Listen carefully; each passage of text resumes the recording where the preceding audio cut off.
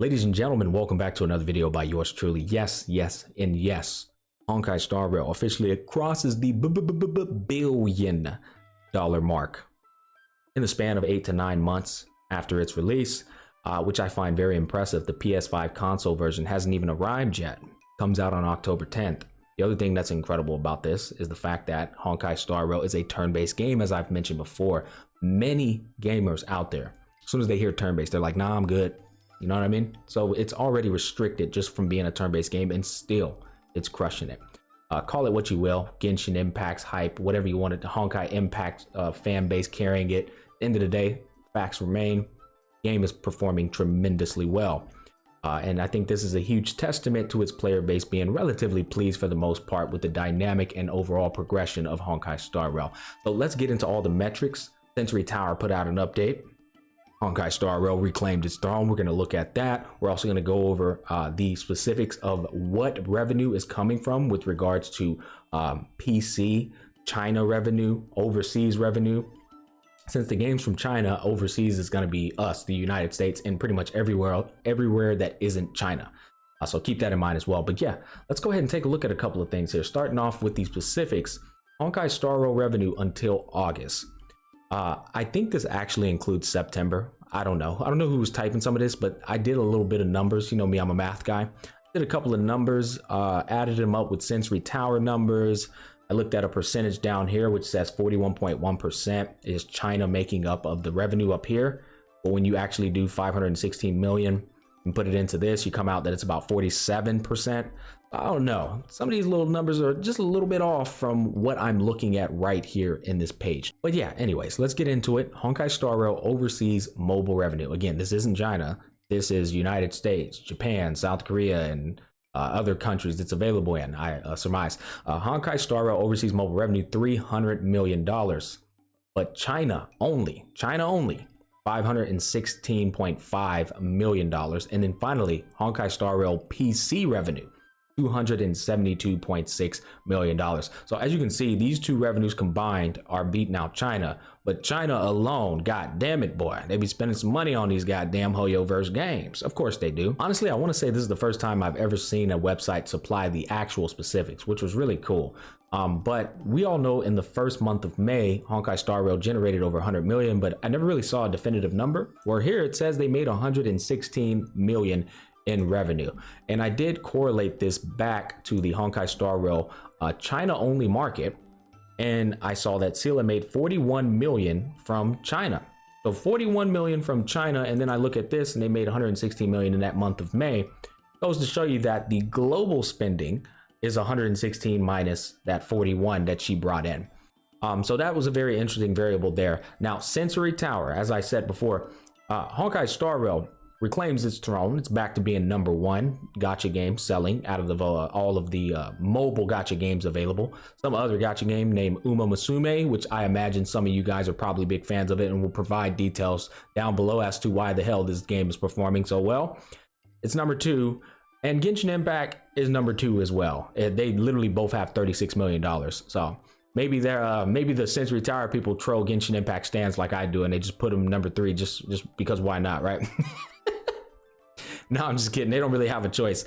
Anyways, Genshin Impact went up $4 million from the previous month of $32 million. $4 million increase, and I do want to provide context to these things. Whereas Honkai Star Rail went down $9 million. That's a massive drop in cash, I'm not going to lie, in revenue. So let's explain why. Honkai Star Rail in the month of August was a pretty big month. We had Kafka's release, we had the new Swarm Disaster Simulated Universe, and then at the very end of the month, I think on the 29th or 30th, we had Imbibitor Lunay's release, which is, I guess, Honkai Star Rail's version of the Archon of a god, basically. So going into the month of September with Imbibitor Lunay's release, and now Fushuan's release in that month of September as well, going into now month of October, I was expecting it to actually perform relatively the same, but it went down. Now I will say, as we all know in the gacha community, most people that play these games don't give a rat's ass about males. They care about the females. They care about that ass. Yes, they care about them tit asses. Yeah. Anyways, With that being said, that's probably why Bible Lunai's banner didn't perform as well as I thought it would perform. But whereas with Genshin Impact, a lot of huge things happened at the end of September. For one, Nuvoleti, or Nuvolette, however the hell you pronounce it, he released, and he is looking to be one of the coolest design, aesthetic, personality, the swagger. He's looking to be one of the dopest characters that I've seen release in Genshin Impact. Also has an amazing VA. Now, this is just for me outside looking in. I don't play the game anymore, but honestly, you can't avoid some of these things. They just show up whether you want them to or not on Twitter and various other social media websites.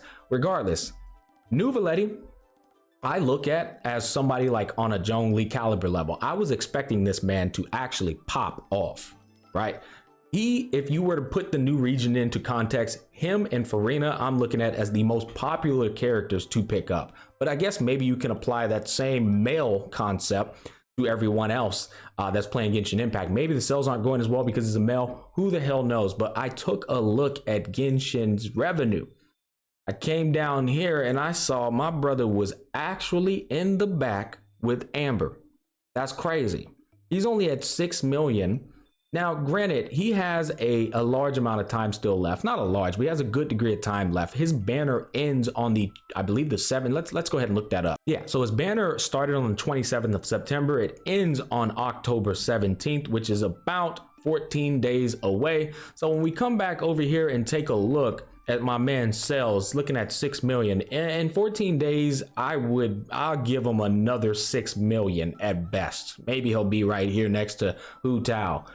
But it's not looking good. And I think here's the thing. You got one last excuse left.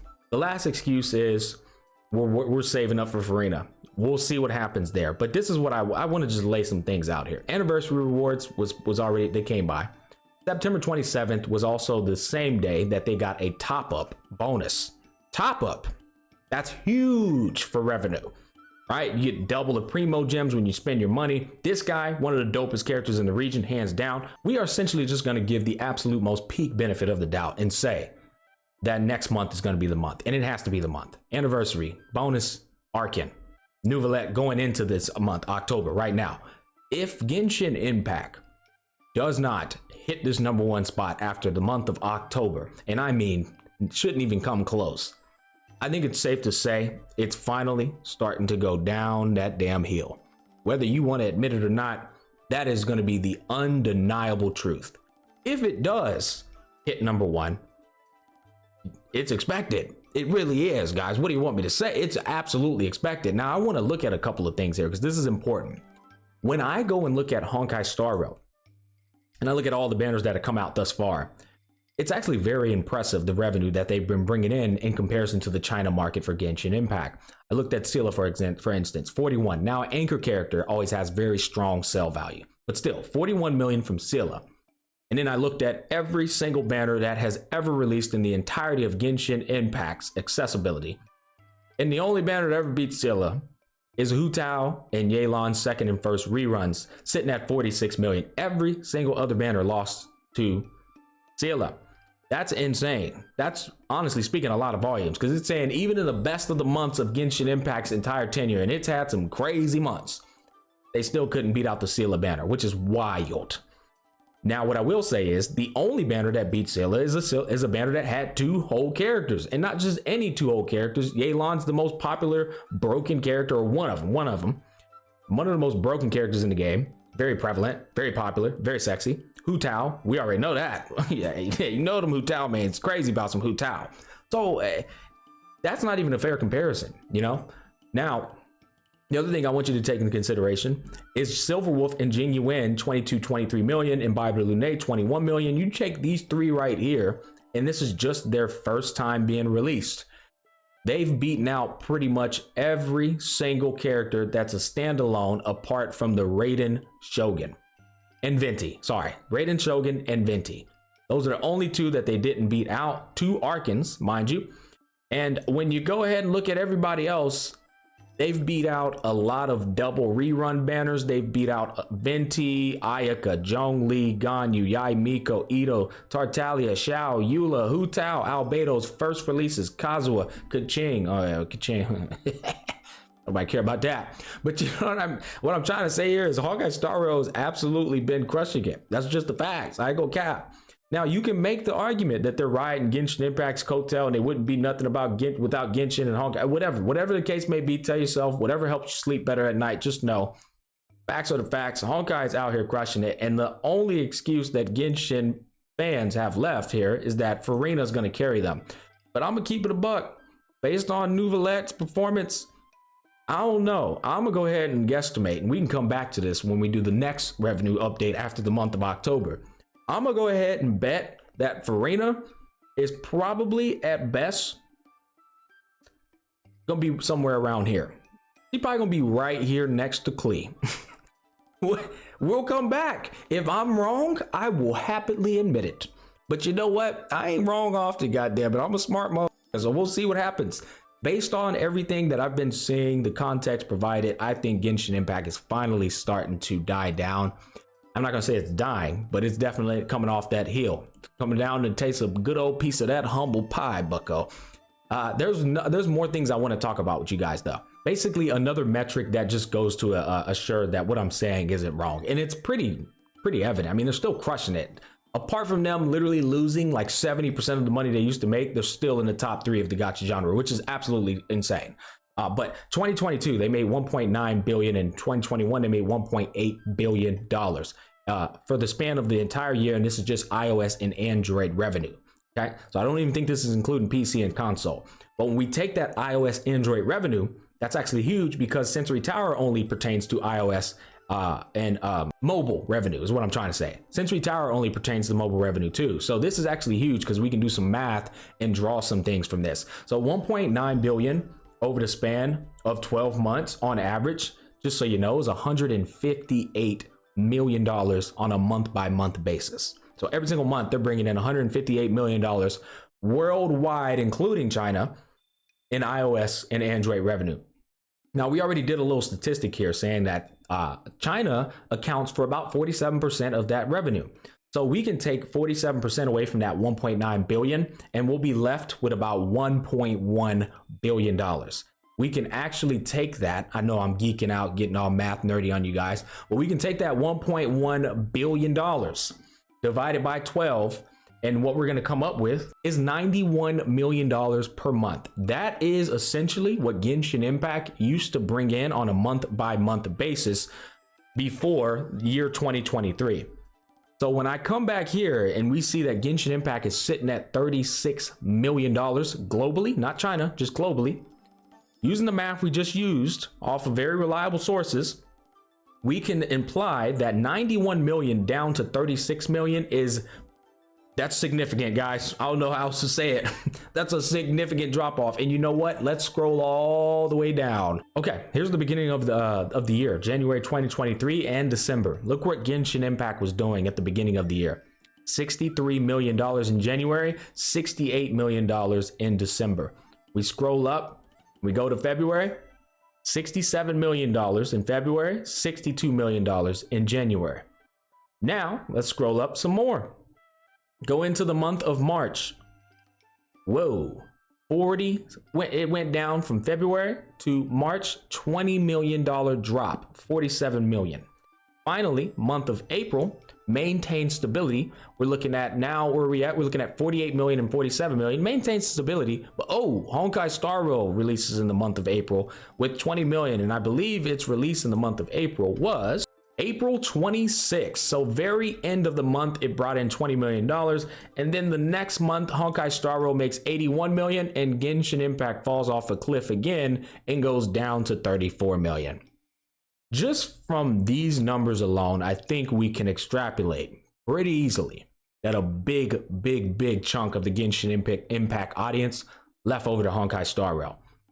And obviously some turn-based fans gave the game a try as well. But Genshin Impact it's just gone downhill significantly. And to the people who keep saying, like, making up all these goddamn excuses as to why it's where it's at, the real truth is the game is still performing great for all the variables. All things considered, it's performing great. But the reality of the situation is It's doing what every game does, where people are moving on, they're finding better things to do. It's just not what it once was. The hype from the pandemic, apart from the hype and from FOMO and shit, it was just ludicrous at that time. Now it's at a much more, relatively stable level. I think 30 million is probably what you can expect Genshin Impact to make going forward, and it'll probably slowly drip down until eventually, whether they drop an update or something, it's just gonna be looking like the rest of these other gacha games. But the great news with Hoyoverse, getting on this topic, is the fact of the matter is they're dropping Zenless Zone Zero, they're dropping Honkai Impact the Third Part 2, and they have Honkai Star Rail. They're now like diversifying their portfolio essentially. It's at a point now where they're not worried about Genshin Impact being their main golden goose. It's going to be one egg in a basket of eggs. And those basket of eggs are going to be those games that I just mentioned.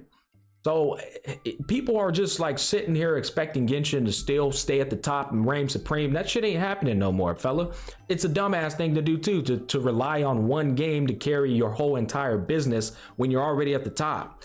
It makes so much more sense to dive into different avenues pertaining to the gacha genre and just crush them all with the resources and the massive cash flow that they have readily available to utilize. But at the end of the day, it doesn't matter if Genshin Impact is dying, because Hoyoverse is far from that. In fact, the complete opposite. They're still shooting straight into the stratosphere. Anyways, that's going to be my thoughts on the topic. I hope I brought you guys some value. I think I forgot a couple of talking points, but you know what? It is what it is. Comment down below. I'd love to hear your thoughts on this matter. As always, stay safe. Peace, love, and happiness. Catch you on the flip side, bucko.